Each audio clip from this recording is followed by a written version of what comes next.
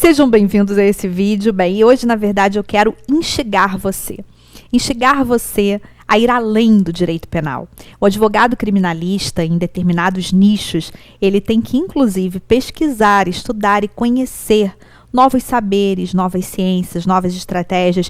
Isso ganha um peso muito grande quando nós estamos falando de uma advocacia mais de cunho negocial. E uma primeira dúvida é, mas isso pode acontecer na advocacia criminal? Claro, sem sombra de dúvidas. Aliás, hoje em dia, muito mais do que antes. Afinal de contas, nós tivemos a inclusão do acordo de não persecução penal no artigo 28A do Código de Processo Penal, pelo chamado pacote anticrime, pela Lei 13.964 de 2019.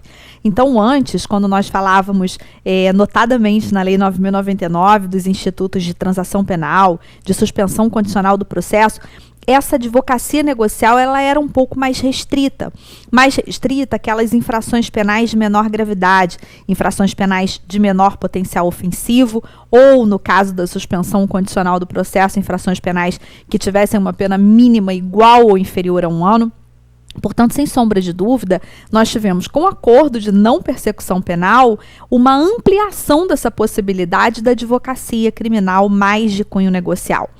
Isso também se tornou mais presente a partir da Operação Lava Jato, com as situações de colaboração premiada, de delação premiada. E aqui a gente vai deixar um pouco de lado todas as críticas, as polêmicas que envolvem esse assunto. O objetivo, como eu te falei do nosso vídeo, é fazer com que você entenda que o advogado criminalista, ele não pode simplesmente estudar o direito penal, o processo penal, no seu aspecto teórico, sem maiores curiosidades. Para atuar, por exemplo, em uma advocacia negocial, é muito importante que o advogado criminalista ele domine estratégias de comunicação, de mediação, de negociação. Por exemplo, você já pesquisou mais um pouco sobre a chamada PNL, Programação Neurolinguística? Sabia que existem treinamentos, inclusive, específicos e que são muito importantes para aqueles que atuam mediando, negociando?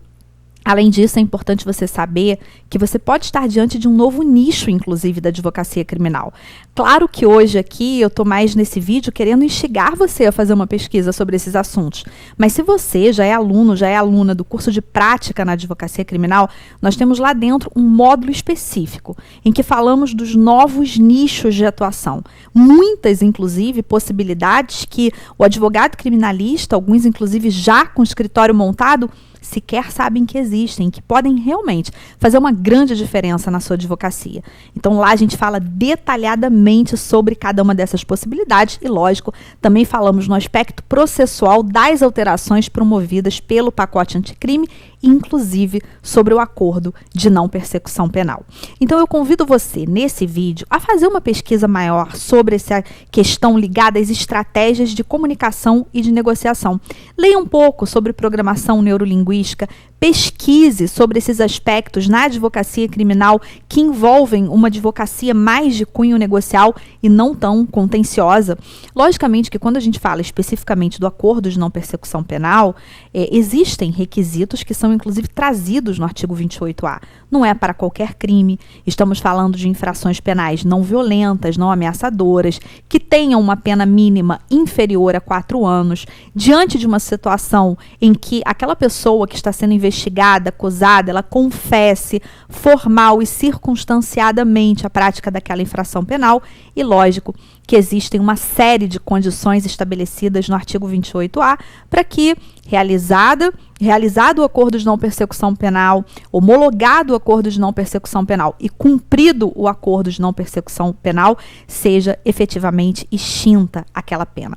E evitando a ação penal, evitando a reincidência, evitando qualquer menção na folha de antecedentes criminais, mas é importante que o advogado criminalista acompanhe isso muito de perto. O próprio artigo 28A ele é muito claro em relação à necessidade da presença, do acompanhamento do advogado criminalista no acordo de não persecução penal. Eu espero que você tenha gostado desse vídeo, que ele tenha te trazido algum insight. É um prazer ter você aqui e até o próximo.